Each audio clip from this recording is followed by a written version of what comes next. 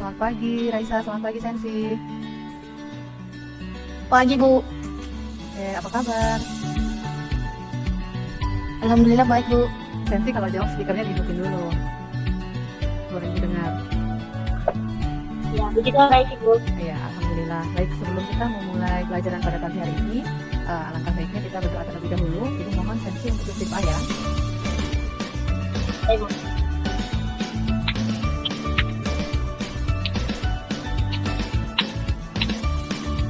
Mari teman-teman dan ibu, sebelum kita melanjutkan, mari kita berdoa. Berdoa, terima kasih. Selesai.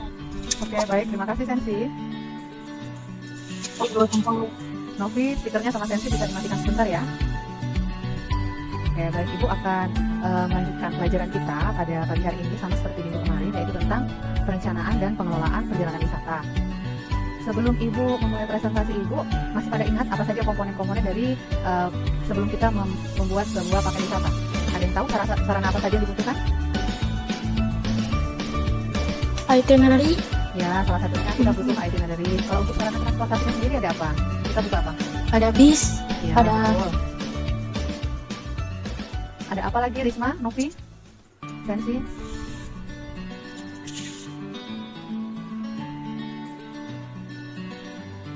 Sensi, kalau bicara speakernya dihidupin dulu.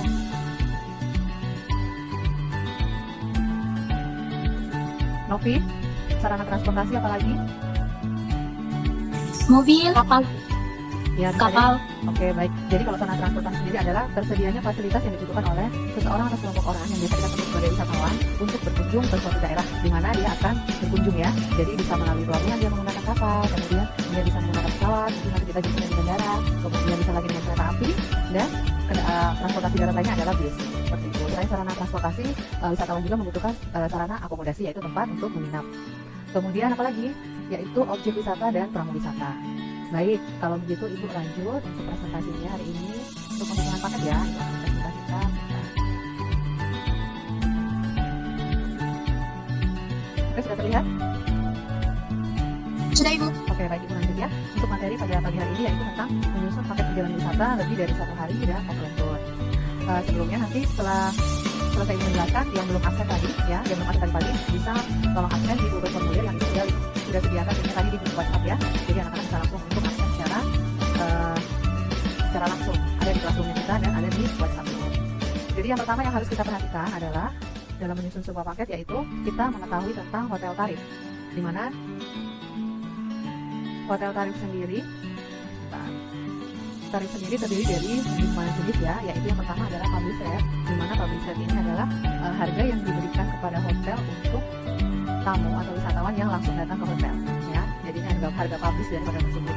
Yang kedua adalah harga contract rate, yaitu di mana contract rate ini yaitu harga yang ditawarkan oleh hotel kepada perusahaan atau bidang perjalanan wisata di mana mereka melakukan kerjasama ya. Yang ketiga adalah company rate. Company rate ini biasanya digunakan oleh perusahaan-perusahaan yang mereka akan melakukan perjalanan dinas, di mana mereka membutuhkan penawaran harga hotel. Jadi mereka memintakan penawaran harga di hotel tersebut. Adalah di sini Ibu memperlihatkan contoh penghitungan tarif hotel, di mana di sini ada keterangannya yaitu hotel Alpha. Jadi kita harus mengetahui terlebih dahulu ada single room dan double room. Ya, jadi di sini ada harga dasar kamarnya untuk single roomnya sendiri di harga 40 US dan double roomnya yaitu 50 US. Yang harus kita hitung adalah dalam menghitung harga hotel ini kita harus menambahkan sejumlah tax yaitu sebesar 21% tax and service dan komisi buat travel agent yaitu sebesar 10%. Baik itu untuk kamar yang single maupun yang double. Contoh perhitungannya sudah ada tertera di situ, bisa dilihat. Ya, jadi tinggal ditambahkan aja, dikalikan dulu aja dari harga dasar. Kalau single room berarti 40 US ditambah 21% dapatnya 8.40 US, terus kalian jumlahkan. Kemudian dari harga dasar kalian juga cari komisi agennya sebesar 10% tadi, dapatnya 4 US. Setelah itu baru kalian jumlahkan. Jadi dapatnya itu untuk single roomnya 44.40 US. Penghitungannya juga sama seperti double room ya. Bisa dipahami anak-anak? Halo, masih pada mendengarkan Ibu? Bisa dipahami? Oke, sekarang untuk tour costing ya. Untuk tour costingnya sendiri, di sini lanjutan dari tadi, kita akan menghitung bagaimana kita memasukkan komponen-komponen dari paket wisata tadi.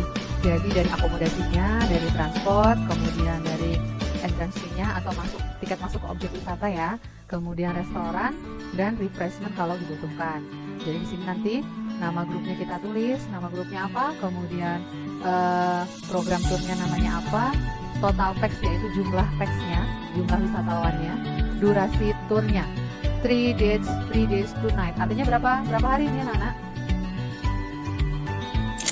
2 hari 3 malam. Yang lain? 3 hari 2 malam. 3 hari 2 malam, Bu. Ya, baik, betul sekali. 3 hari 2 malam ya. D itu jadinya untuk days ya, untuk harinya. N itu night, malamnya ya. Kemudian kita masukkan di Iya, Ibu. fixed cost dan variable cost. Jadi fixed cost tadi itu adalah biaya tetap, di mana biaya tersebut tidak berubah-ubah sesuai dengan jumlah wisatawan. Sedangkan variable cost yaitu biayanya berubah-ubah sesuai dengan jumlah wisatawan. Contohnya apa?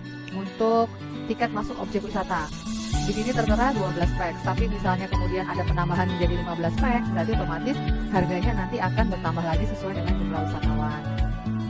Kemudian setelah dimasukkan di tabel fixed cost dan variable cost, langkah selanjutnya adalah menjumlahkan ya. Jadi total dari fixed cost-nya berapa, variable cost-nya berapa. Seperti itu. Kemudian lanjut lagi.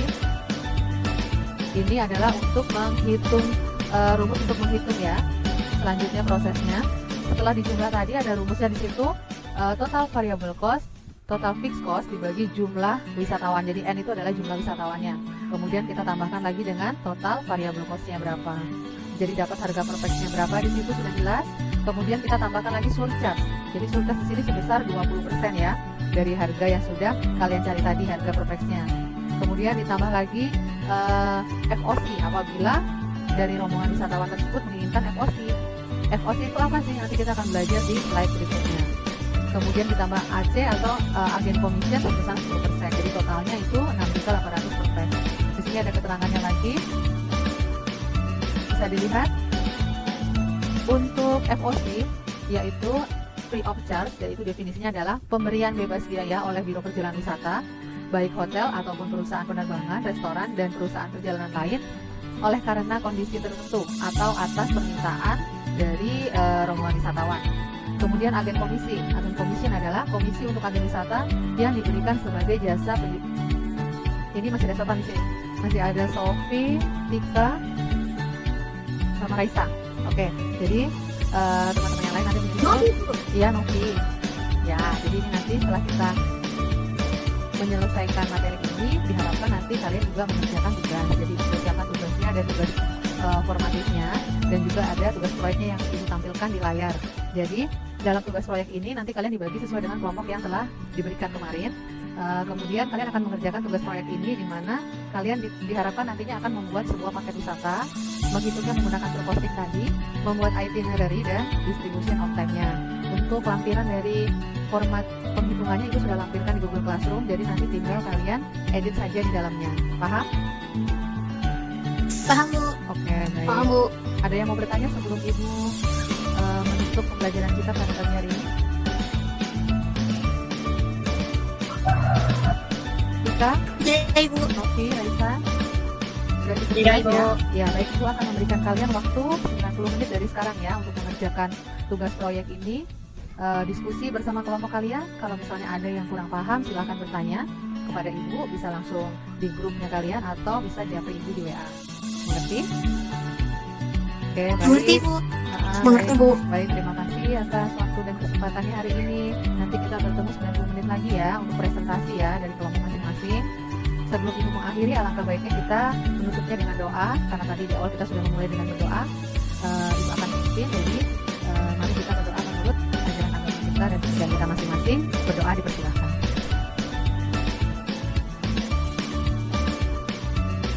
Baik, berdoa selesai. Terima kasih anak-anak, sampai ketemu lagi ya. Jangan lupa dikerjakan untuk soal-soalnya ya. Jangan lupa kalau misalnya keluar rumah Ibu. pakai masker, jaga kesehatan. Sampai ketemu lagi ya. Ibu.